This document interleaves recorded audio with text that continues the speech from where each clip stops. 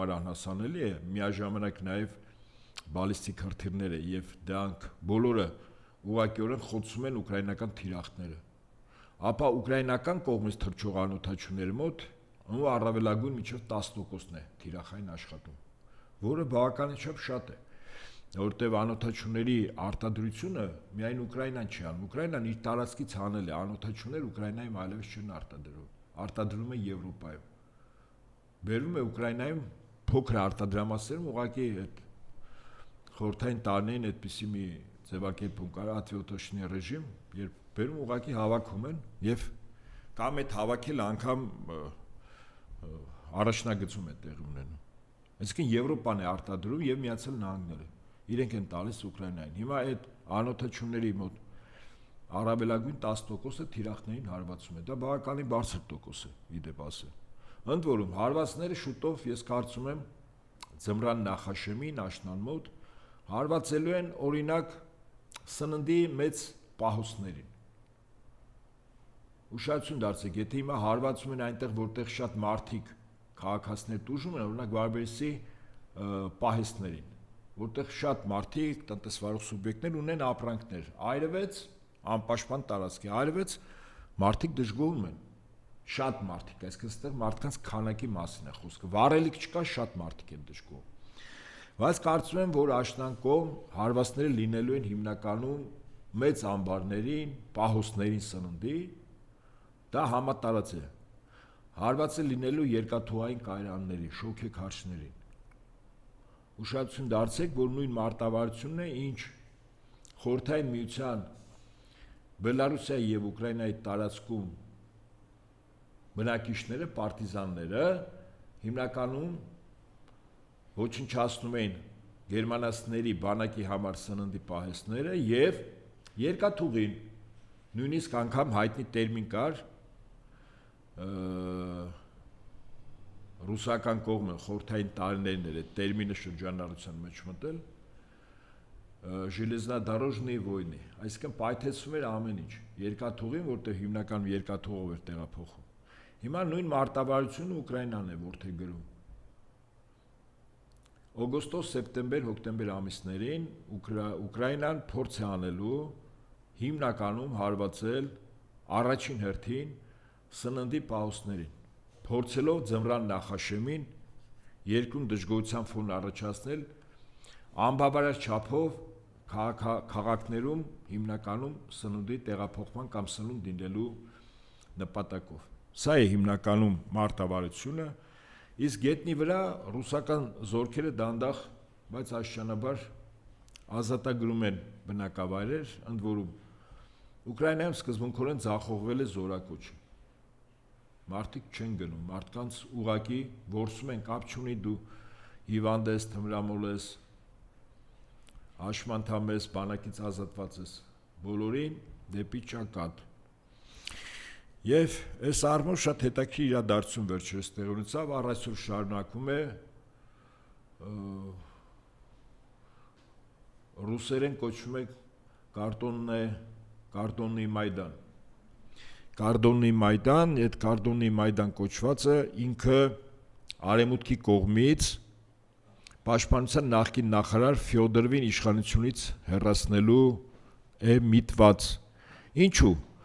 Ֆյոդորովը փաստորեն 65 միլիարդ եվրամիության կողմից հավաքված եւ Ուկրաինային տրվող սկզբունքորեն հետո հետ վերցնող այն գումարներն են, որով պետք է ուկրաինական կողմը զենք կներ եվրոպական տնտեսվարող սուբյեկտներից եւ Միացյալ Նահանգների։ Ֆյոդորովը, որը Միացյալ Նահանգների կողմից, այսպես ասենք, նշանակված պաշտպանության նախարար, այդ գումարը փորձեց ինքը տնօրինել։ Իսկ Զելենսկին, որը բավականին երկար ժամանակ աշխատում էր հայ ժողովրդի բոլոր ժամանակների լավագույն բարեկամներից մեկի, եվրոպական մայրցամաքի իրենք կայսրուհի զգացող Ուրսուլա ֆոն դեր Լայենի հետ, այդ տիկինը այդ մեծ գումարներից ատկատ ուներ, եւ իր ատկատը պահանջեց, որը Ֆյոդորովը չէր տալիս։ Փաստացի եւ Զելենսկին, որպեսզի այդ կտրվածքով աղմուկ չբարձրանա, ուժային ամբողջ բլոկից ազատվեց, այդ թվում պաշտպանության նախարար, շտաբի պետ, գերագույն գլխավոր հրամանատար։ նոր նշանակումներ արեց, բայց այնուամենայնիվ Միացյալ Նահանգները հետամուտ է Ֆյոդորովին բերել, ընդ որում սկզբունքորեն չի բացառում, որ այդ անձը շուտով Միացյալ Նահանգների հովանավորությամբ դառնա Զելենսկուն այլընտրանք։ Եթե իհարկե այդ վտանգը կա, ասենք գործելավոճը Զելենսկու վարչակազմի հետևյալն է՝ կա մարդ, կա պրոբլեմ, չկա մարդ, չկա պրոբլեմ։ Ուղղակի այդ անձին կարող են ֆիզիկապես վերացնել, բայց այդ դեպքում Միացյալ Նահանգների վարչակազմի զարույթը Զելենսկու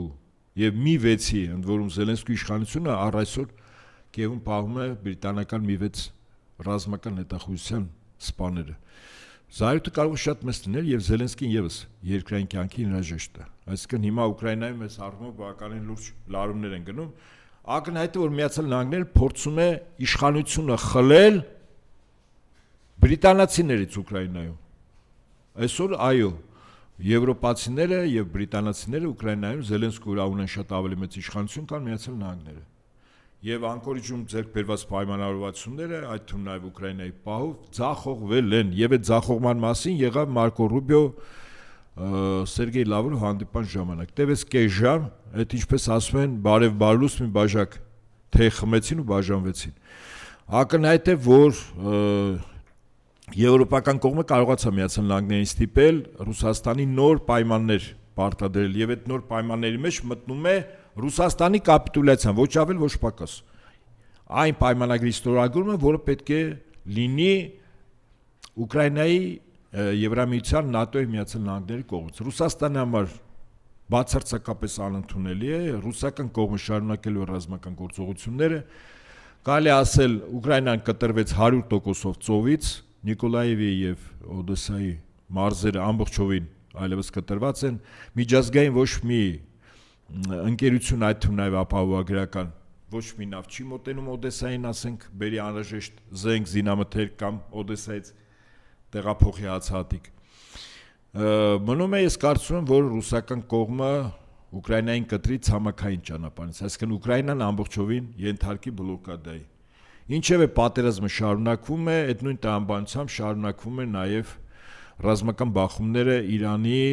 մի կողմից եւ Միացյալ Նահանգների մյուս կողմից։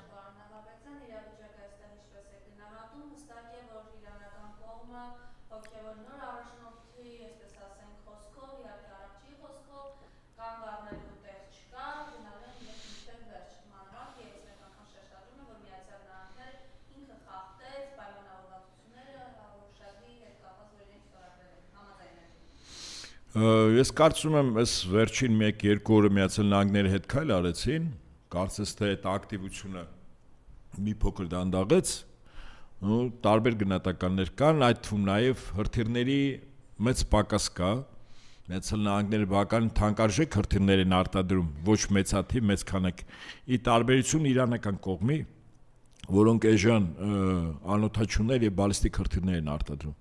Եվ այդ Միացյալ Նահանգների պաուսները այդքան էլ շատ չեն։ Նու Միացյալ Նահանգները պարբերաբար փորձանում է Իրանի ղեկավարության վրա ազդել մոտապես նույն մարտավարությամբ, ինչ անում է Ռուսաստանը Ուկրաինայի։ Իդեպ հարված քրիտիկական ենթակառուցվածքներին, կամուրջներին, նավահանգիստներին, նավերին, ռազմաարդյունաբերական համալիրի գործարաններին, իդեպ կարելի է ասել մեկին մեկ Միացյալ Նահանգների քայլերը Իրանի նկատմամբ նույնը ինչ որ Ռուսաստան հիմա անում է Ուկրաինայի հանդեպ։ Բայց մի բան պարզ է, որ իրանական կողմը շատ ավելի ամուր է, շատ ավելի միակամ է, ներսից խժդժություններ, անջատողական տրամադրություններով չեն կարող այդ երկրում առաջացնել իշխանափոխություն։ Փորձ արվեց օգտագործել Իրաքի քրդերին եւ Իրանը օրեր առաջ կանխարգելիչ հարվածներ հասցրեց Իրաքում քրդական այն ստորաբաժանումներին, որոնց պատրաստում էին, որոնք ահաբեկչական եւ պարտիզանական մարտավարությամբ պետք է մտնեին Իրանի տարածք։ Իրանը բավական իրազեկ է այդ առումով, չմոռանանք, որ Իրաքը այնուամենայնիվ շիա մահմեդական երկիր է եւ Իրաքում կա 400,000 կամավորական ջոկատ շիա մահմեդական, որը Իրանի Իսլամական Հանրապետության պրոքսի կառույցներից մեկն է Իրաքում։ Այնպես որ Իրաքից որքան էլ որ փորձ արվի նման քայլեր անել, կարծում եմ դա սկզբունքորեն ձախողված է։ Մյուս ճակատը, որը որ կարելի էր բացել Իրանի դեմ Ադրբեջանն է, բայց Ադրբեջանը լավ է հասկանում, որ եթե հանկարծ ինքը նման քայլի գնաց, այդ պետությունը իսկապես կարող է ոչ միայն մասնատվի, այլ ամբողջովին վերանա, որովհետև Իրանը զգուշացրել է պետությունների անուններ չտալով, ցանկացած պետություն, որի տարածքից իր երկրի տարածքային ամբողջականության, անվտանգության,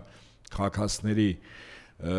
անվտանգության հետ կապված խնդիրներ կառաջանան, օդային տարածքների տրամադրման հետ կապված, Իրանը առանց այդ երկին զգուշացնելու միանգամից հարվածելու է։ Ընդ որում դա կարծում եմ առաջին հերթին վերաբերում է նաև Ադրբեջանին։ Սա ընդունենք գիտություն եւ Ադրբեջանի ղեկավարությունը հրաշալի սա ինչի հասկանում է։ Բայց հիմա եթե ուշադրություն դարձնենք, օրեր առաջ շատ հետաքրքիր զարգացումներ եղան, երբ Միացյալ Նահանգների եւ Սաուդյան Արաբիայի էներգետիկ նախարարությունները կնքեցին խաղաղ ատոմի շահագործման պայմանագիր։ Այսինքն Միացյալ Նահանգները տրամադրում է տեխնոլոգիաներ այդ երկրին։ Ինչի համար։ Ընդ որում այդ խոսակցությունները տարիներ առաջ էր եղել, բայց Միացյալ Նահանգները մերժել էր։ Ես կարծում եմ սա նշան է նրան, որ Միացյալ Նահանգները այնուամենայնիվ համակերպվել է այն իրողության հետ, որ Իրանի Իսլամական Հանրապետությունը միևնույն է դառնալու է միջուկային տերություն։ Այն 60 Ֆեթվան հանել են նախորդի, արգելք կար, հոգևորականներ արգելք էին դրել, որ Իրանը կարող է այդ արգելքը, այսպես ասենք, հայեցողական արգելք էր, այսինքն տեսակ այդ մոտեցում, որ Իրանը միջուկային տերություն չպետք է դառնա, շարունակելու միջուկային զենքի կիրառման ժամանակ զոհերի մեծ թիվը ամեն դեպքում հիմա դա այդ հայեցակարգային մոտեցումը ոնց որ թե անցյալում է, Իրանը ունի բավականաչափ մոտ 30 կիլոգրամ գոնե այդպես ասում է 60%-անոց հարստացված ուրան, որը շատ արագ կարող է արդեն դառնալ ռազմական ուրան, պլուտոնիում եւ միջուկային զենքի հրթիռներ Իրանը ունի, դա խնդիր չէ, էլի, միջուկային տերություն դառնալու համար։ Եվ Միացյալ Նահանգները որոշել է, որ ի հակակշիռ Իրանի Իսլամական Հանրապետության մի պետություն իր դաշնակից պետությունը եւս պետք է դառնա միջուկային տերություն։ Իդեպ այդպես եղավ Պակիստան, Հնդկաստան պետություններում, երբ մեկը դարձավ միջուկային տերություն, Հնդկաստանը, Պակիստանի շատ արագ դարձրեցին միջուկային տերություն։ Հիմա ես կարծում եմ այստեղ այդ պայմանագրի Միացյալ Նահանգների կնքումը ուղղակիորեն նշան է, որ նա համակերպվել է, որ Իրանը այնուամենայնիվ դառնալու է միջուկային տերություն։ Բայց այստեղ արդեն Իսրայելի խնդիրն է։ Իսրայելը ինչ խնդիրներ ունի, ես կարծում եմ, որ Իսրայելը խնդիրներ է ստանում հիմա արդեն Թուրքիայից եւ Իսրայելի, Հունաստանի, Ֆրանսիայի մտերմությունը պատահական չի։ Ես կարծում եմ հակաթուրքական բլոկ է ստեղծվում, այստեղ երկու շահագրգիռ պետություն կա, խոսքս Իսրայելի մասին է, որտեղ Թուրքիայի հետ ինքը առնվազն 3 պետության տարածքում ունի լրջագույն մրցակցություն։ Խոսքը Սիրիայի մասին է, խոսքը Գազայի հատվածի մասին է,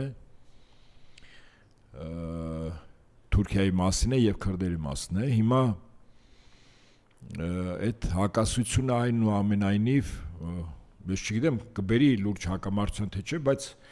երկու պետությունների անմիջական բախման, բայց որ միջնորդավորված այլ պետության տարածքներում այդ լարումները ակնհայտ է երևում է։ Մասնավորապես Իսրայելը բավական լուրջ ռազմատեխնիկական համագործակցություն է սկսել Հունաստանի հետ։ Սա պատահական չի։ Հիմա մյուս կողմից Հունաստանը խնդիր ունի Թուրքիայից այն հյուսային Կիպրոսի մասը, որ ժամանակին 1974-ին Թուրքիան գրավեց, այդ տարածքը հետ բերի։ Այսինքն Հունաստանի համար պետք չի մոտիվացիոն դաշտ ստեղծել Թուրքիայի դեմ, դա կա։ Հիմա ինչու՞մ է Ֆրանսիայի շահագրգռվածությունը։ Ֆրանսիան էլ փորձում է միջերկրական ծովի ափի թուրքական ներկայությունը դուրս դնել, ինչու որտեղ այդ տարածքներում կա գազի հսկայական պաշարներ, որտեղ անուղակի մրցակցություն է գնում Թուրքիայի եւ Ֆրանսիայի միջև։ Իսկ Ֆրանսիան այդտեղ խիստ առարկական շահ ունի եւ դրա համար ինքը հրապարակավ եւ ոչ միայն դաշնակցելու է Իսրայելի եւ Հունաստանի հետ։ Հիմա ինչ է անելու Թուրքիան։ Այսինքն հասկանալի է, որ Թուրքիան ինքը եւս պետք է դաշնակիցներ փնտրի։ Եվ կարծես նոր ընդհանրապես լրիվ նոր վերադասավորումներ կարող է առաջանալ։ Իդեպ ինչպես եղավ 100 տարի առաջ, երբ Քեմալ Աթաթուրքը մի օրվա մեջ կոմունիստական կուսակցություն ստեղծեց եւ Ռուսաստանին համոզեց այն ժամանակ, որ իրենք եւս միանում են համաշխարհային այդ շարժմանը հարստահարողների դեմ եւ ընդհանրապես օգնություններ պետք է այդ օգնությունը ստացավ Քեմալը։ Ոչ չեմ բացառում, որ Թուրքիան հիմա դաշնակիցների վերադասավորում անի, ընդ որում իր համար դաշնակից դառնա Իրան Իսլամական Հանրապետությունը, իր համար դաշնակից դառնա ոչ ավել ոչ պակաս Չինաստանը, իր համար դաշնակից դառնա Ռուսաստանի Դաշնությունը, այսինքն զուգահեռները ոնց որ թե երևում է, 100 տարի առաջվա դեպքերի, որտեվ Թուրքիան ունի տնտեսական լրջագույն խնդիրներ, իրենց դրամի կտրուկ արժեզրկում, տնտեսությունը ուղղակի պահվում է իշխանության բիրտ ակցիանի մեջ, ինչպես Հայաստանում, մեծ հաշվով մեզ մոտ էլ արտաքին պարտքը տրաքած վիճակ է, բյուջեում գումար չկա, հասկանում ենք ոնց են կառավարում, ոնց են պահում, հիմա նույն վիճակը Թուրքիայում է։ Եվ այդ առումով ես չեմ բացառում, որ իսկապես դաշնակիցների վերադասավորումն է։ Չբացառել, որ Հայաստանը հայտնվի Իսրայել, Հունաստան, Ֆրանսիա դաշինքի մեջ, իդեպ 1918-21-ին էլ Հայաստանը Անտանտի անդամ երկիր էր, մինչև 20 թվականի դեկտեմբեր, հա։ Եվ մենք կորցրեցինք շատ բաներ։ Չգիտեմ ինչքանով են կարողանում մասնագետները պատասխանատու գնահատել, բայց ուրվագիծը ստեղծվում է, այսինքն Իսրայել-Թուրքիա հակամարտությունը հիմա բերում է այդ երկու պետությունների շուրջ պետությունների դաշինքի ձևավորման։ Այդ դաշինքի մեջ Հայաստանը ամենայն հավանականությամբ հայտնվելու է Իսրայելի դաշնակիցների մեջ։ Բնականաբար Ադրբեջանն է, որ խնդրահարույց է, նա մի կողմից Իսրայելը լուրջ ազդեցություն իր երկրում, մյուս կողմից Թուրքիան, բայց վստահաբար ասեմ, որ Ադրբեջանը հայտնվելու է Թուրքիայի օրբիտայում եւ այդ երկու բլոկի կարմիր գծերից մեկը անցնելու Հայաստանով։ Սրանից բխող բոլոր սպառնալիքները, որը նետվելու է մեր պետության առջև։ Այսպես